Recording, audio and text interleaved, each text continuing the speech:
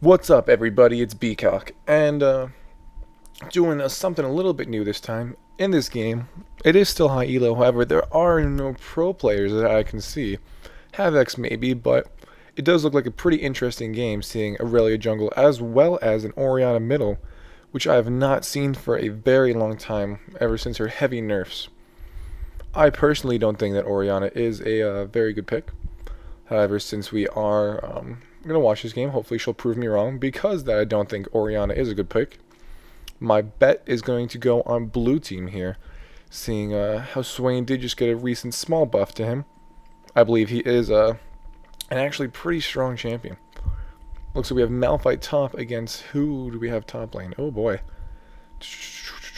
A little mishap here, it looks like. Looks like Mumu might have been supposed to have jungled. And Mumu might be top lane now against that Malphite. We have a tank top lane, which is definitely this game is definitely just throwing me for a loop right now. Tell me, guys, actually how you do like the audio in this cast right now, because I did just purchase a new mic, one that does not have to go over my head, so that way I'm just more comfortable. I think oh no, it's doing that glitch, but I think half the reason I do not like casting sometimes is because, and Warwick going to go down so fast. Very good move by Mumu there, catching out Warwick trying to invade his jungle. But and I think one reason I wasn't casting very much is because there's so much hassle taking everything out, putting everything on. So I believe this mic, if it's just in all the time, hopefully it'll just it'll be natural for me to just want to cast games. Looks like Aurelia is actually not jungling. Looks like a Mumu is jungling. Aurelia just grabbed Smite on accident, perhaps, and Mumu, in trade for her, did actually grab that Ignite, just so they would not be down one kill summoner as well. It looks like Mumu is trying to ping that red, hopefully going to give it down to Corki, give bottom lane that advantage, which is always good. Orianna, how is she doing in lane? Looks like Orianna is 0-2-0. Definitely Swain doing so much damage to her, walking straight into his W.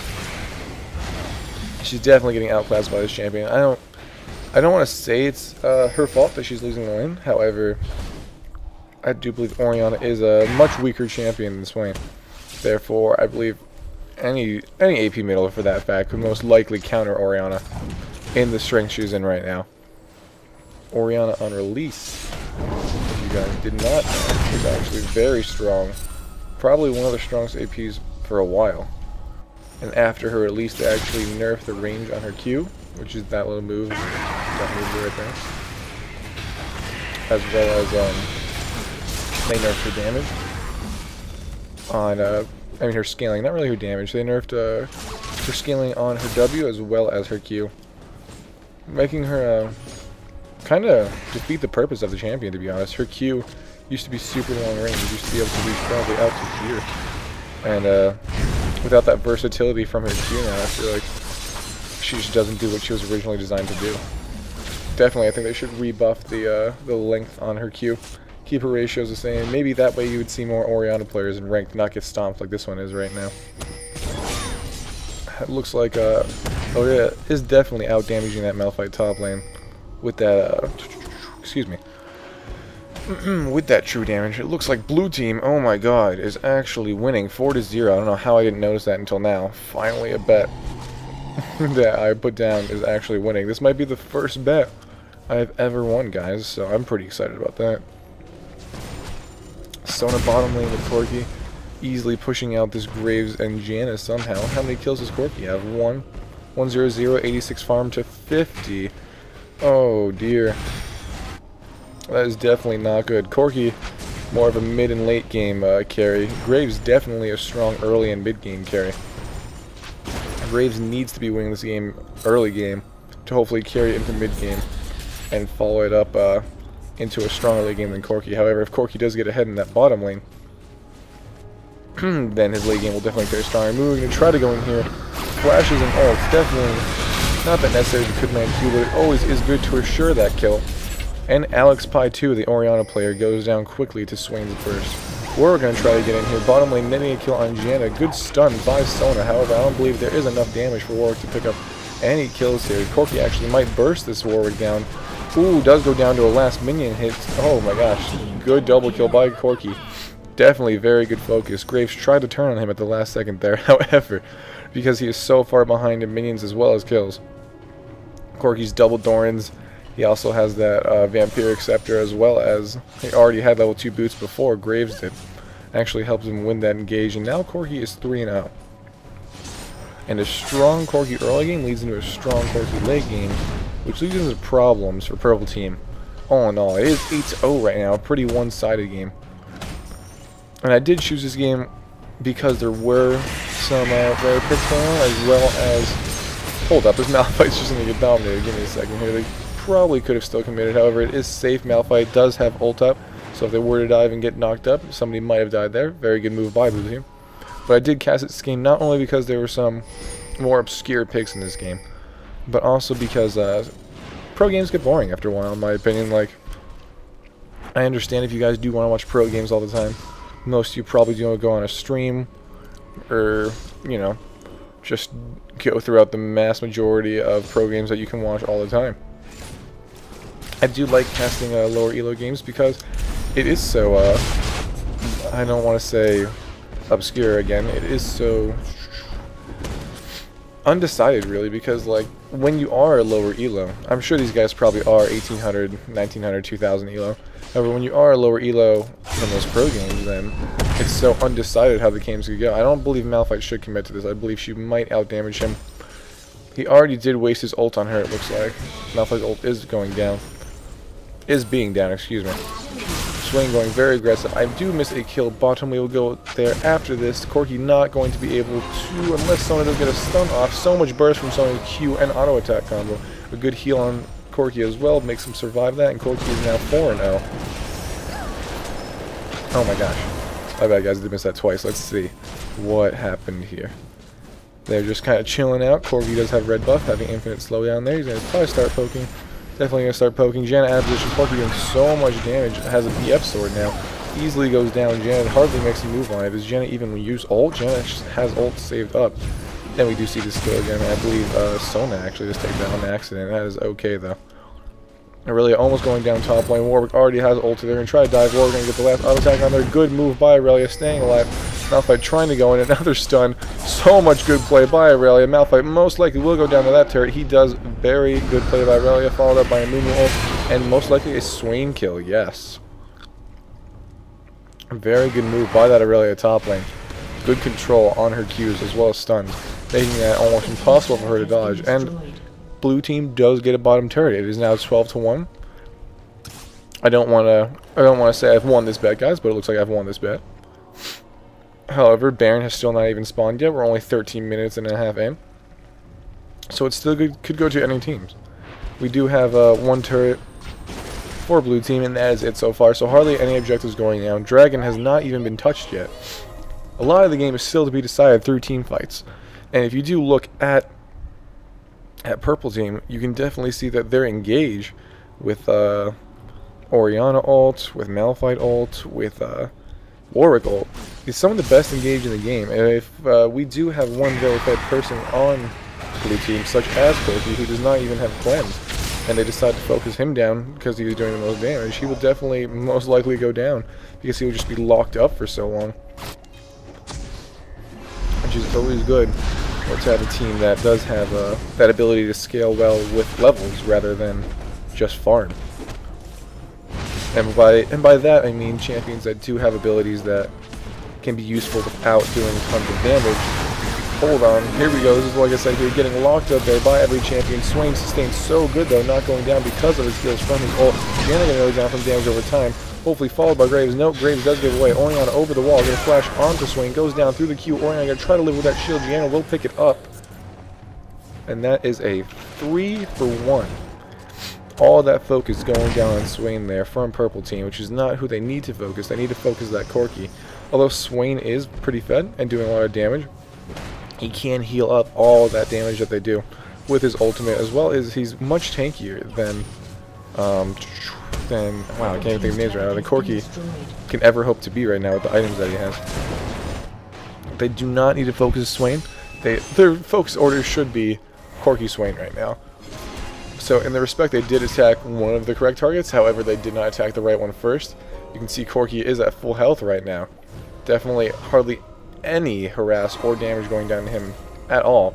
It seems like that whole team just ignoring him while trying to focus on Swain. And that's what you want as an AD carry.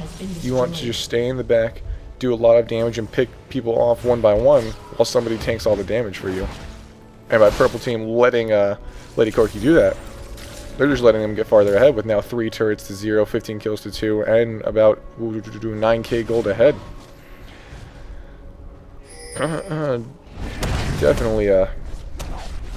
Definitely a mishap for purple team happening here. However, I still do want to see a full team fight, a 5v5.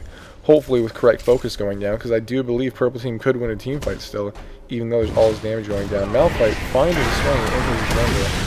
Now Ramumu's coming here, does use the ult there. Warwick goes down so fast. Malphite going to try to just walk away. Swain does take that red buff. Malphite uses ult to get out, and now it looks like purple team is in a very tight spot. What does Warwick have where he just went down so fast? Warwick is just rushing that wit's end. However, it looks like he was unable to finish it going for a ruby crystal. Warwick kind of just all over the place. You need Warwick to be very tanky for you. I realize Malphite is tanky as well, but if they're going to run this comp where they have 2 tanky, I need and Warwick's going to start dying a lot. He needs to start building defense rather than more offense. And I understand he did go that ruby crystal probably to build some defense, but he does build that into a heart of gold 16 minutes in. He does not need to build a heart of gold 16 minutes in as well. He should be building some actual straight resistance, or hopefully like a giant spell if we have a lot of health. He doesn't need a gold for 5, but the way this is going, this game's going to end before 20 minutes anyway. Oh my gosh, Orianna only getting 1 person in her ult. That person was a Mumu.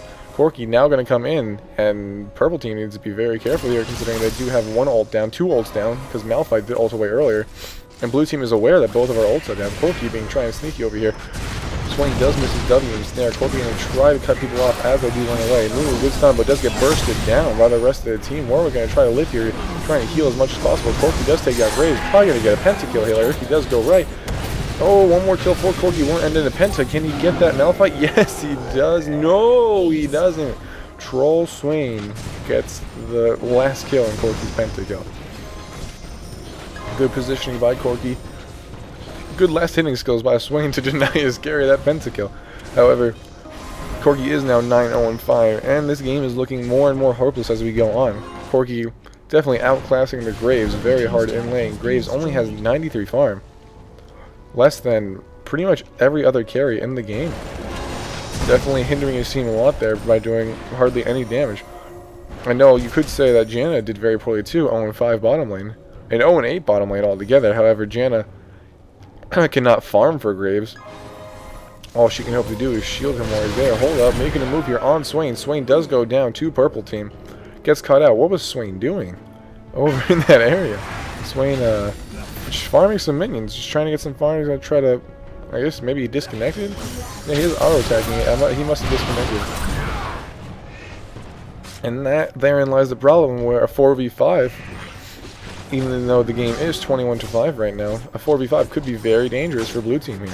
And if they do want to pull this game out, they gotta hope for that Swain to come back soon.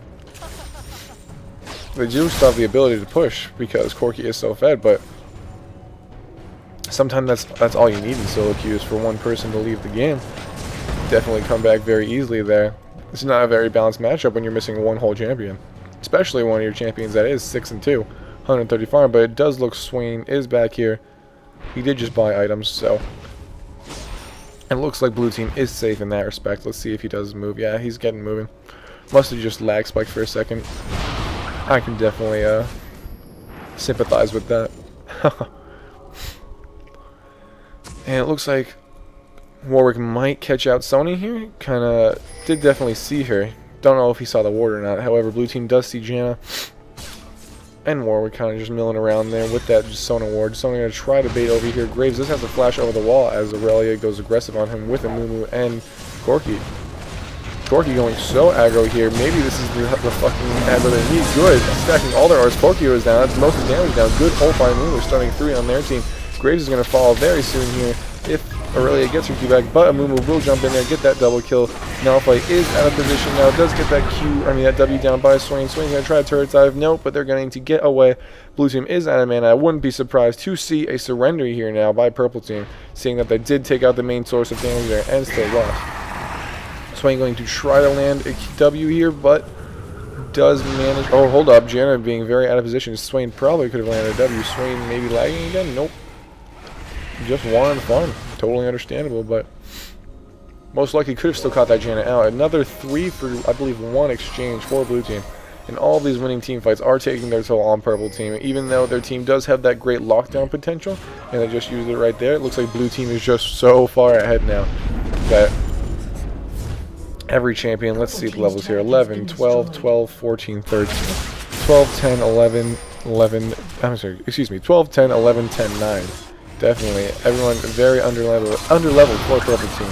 Aurelia going aggressive here, needs to stay in there, so Corki can hopefully net a kill here, but it looks like we do have a surrender. I don't know why spectator mode does not fix the camera like it used to, however, victory. That is a surrender for purple team, and this is my first correct bet in a long time. So right now for this series, guys, we are 1 for 1 in the betting. That means that you guys do have 2 more games of me incorrect betting before I do give away that additional right point card. I do want to thank you guys for tuning in. I do want to say that purple team definitely did still have a chance at the end there. If they grouped up earlier, team fought earlier, and forced blue team to be locked down by their great just lockdown team. I mean, I'm telling you, AoE knockup by Janna, AoE knockup by Malphite, single target lockdown by Warwick, and AoE knockup by Orianna, or Switch, or whatever you want to call it. But they could definitely potentially hold that whole team in place for a long time. But that is not to discredit that we have the Sona and Amumu and Swain W all together, which would also definitely lock down the other team. However, this was a good game to watch. I did enjoy watching it. I hope you guys enjoyed me casting it. Thanks for tuning in. This is Beacock for the LeakCast, and I'm signing out. Catch you guys next time.